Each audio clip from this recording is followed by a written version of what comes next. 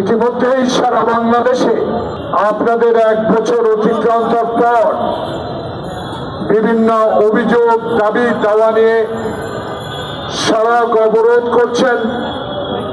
আপনার সমীপে সরকারের সমীপে বিভিন্ন দাবি দাওয়া পেশ করছেন, যেগুলো ন্যায্য, যেগুলো ফ্যাসিস্ট হাসিনার আমলে কোনোদিনও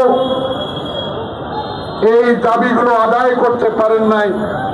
আজকে তাদের মনের খুব দুঃখ, আপনার কাছেই তো বলবে।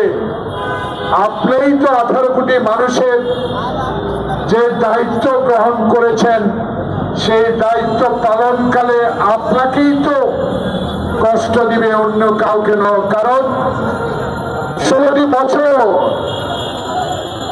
আমরা নির্যাতিত হয়েছি।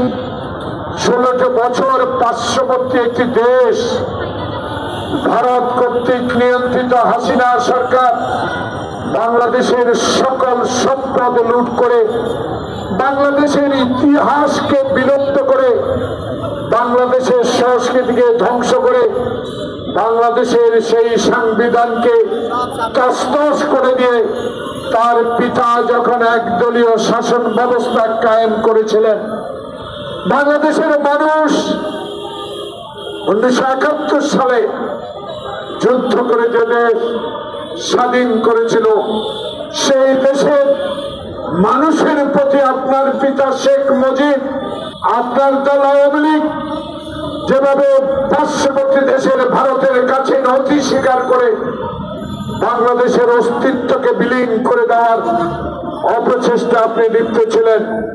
আপনার পিতা বিদায় নিয়েছে, কিন্তু সেই পিতার চাল চলন আপনি ত্যাগ করতে পারেন নাই। সেই পিতাকে অনুসরণ করে 71 সালে যে বীর মুক্তিযোদ্ধারা অস্ত্র হাতে খালি পায়ে একটি দুর্ধর্ষ বাহিনীর বিরুদ্ধে যুদ্ধ করে দেশ স্বাধীন করেছে, সেই দেশের প্রতি আপনার কোনো হাসিনা ভালোবাসা ছিল না। কারণ আমরা দেখেছি, আমরা যখন ঢাকা বিশ্ববিদ্যালয়ের ছাত্র ছিলাম, আমার নেতা শাবাব আজ অসুস্থ, সবার কাছে আপনারা তার জন্য দোয়া চাইব। আজকে আব্দুল কুদ্দুস এখন জীবিত নাই, আজকে শাহজাহান সিরাজ জীবিত নাই। আজকে তাদেরকে অনুসরণ করে, এজন্য সেদিন শেখ মুজিবের সামনে আমিও এই ছোট্ট রাজনৈতিক কর্মী তাদের সাথে যাওয়ার সৌভাগ্য হয়েছিল। সেদিন অন্য কোনো দল ছিল না, ঢাকা বিশ্ববিদ্যালয়ের ছাত্র হিসাবে সেদিন আমাদের নেতারা শেখ মুজিবকে বলেছিল,